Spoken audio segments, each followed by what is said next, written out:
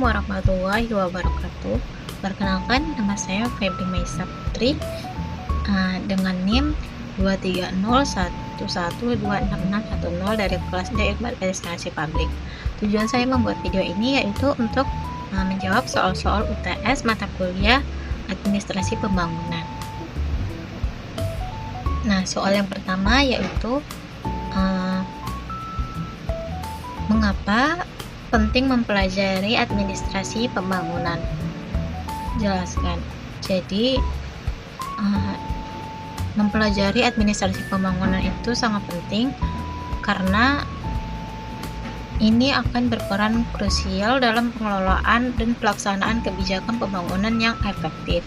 Administrasi pembangunan membantu dalam pengelolaan sumber daya, termasuk sumber daya manusia, sumber daya keuangan, dan juga sumber daya alam, sehingga nantinya akan digunakan secara optimal untuk mencapai tujuan pembangunan yang signifikan.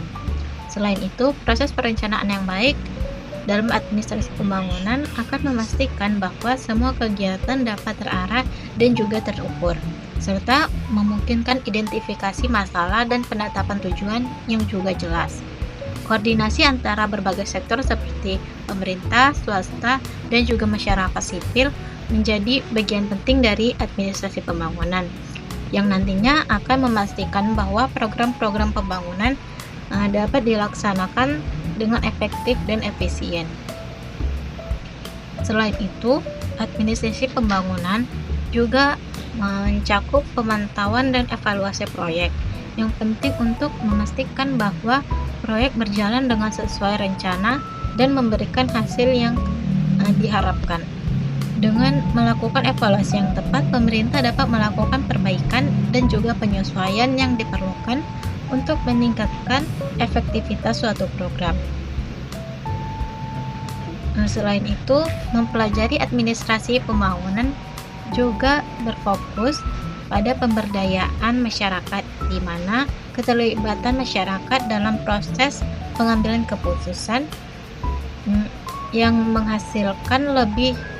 dihasilkan akan lebih relevan dan dapat diterima. Dengan demikian, administrasi pembangunan tidak hanya berkontribusi pada pertumbuhan ekonomi, tapi juga pada keberlanjutan dan peningkatan kualitas hidup masyarakat. Selanjutnya, soal kedua yaitu dari mana sih sumber-sumber pembiayaan pembangunan, serta jelaskan solusi dan kendalanya. Nah, jadi sumber-sumber pembiayaan pembangunan itu dapat berasal dari berbagai sektor, baik sektor domestik maupun internasional, seperti dari pajak, utang modal asing, dana perimbangan, tabungan dalam negeri, dan juga investasi.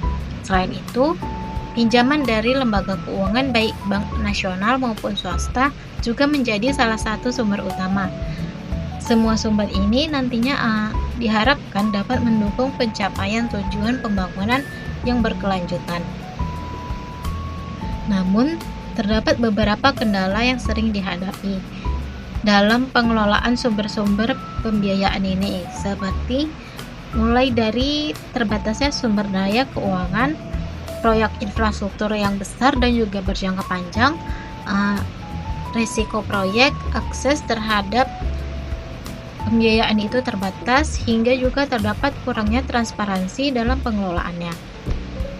Ada solusi yang untuk mengatasi kendala ini, salah satunya yaitu dapat meningkatkan transparansi dan juga akuntabilitas dalam pengelolaan keuangan, serta menguatkan kerjasama antara pemerintah dan juga swasta untuk menciptakan iklim investasi yang lebih kondusif lagi. Soal yang ketiga yaitu poin-poin penting dari makalah kelompok kami. Jadi, kelompok saya itu membahas tentang sumber-sumber pembiayaan pembangunan. Ini mencakup pada proses pengumpulan dan distribusi sumber daya keuangan untuk meningkatkan kualitas hidup masyarakat serta mendorong pertumbuhan ekonomi.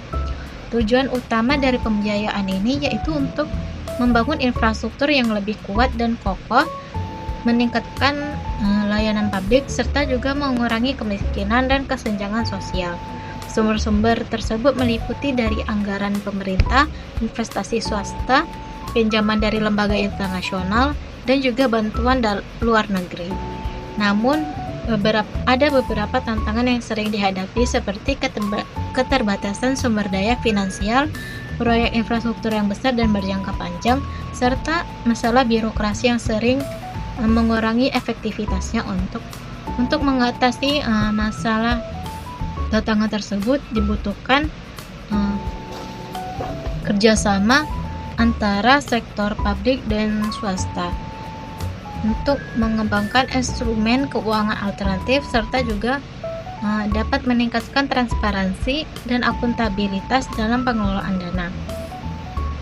Mungkin itu saja jawaban UTS saya.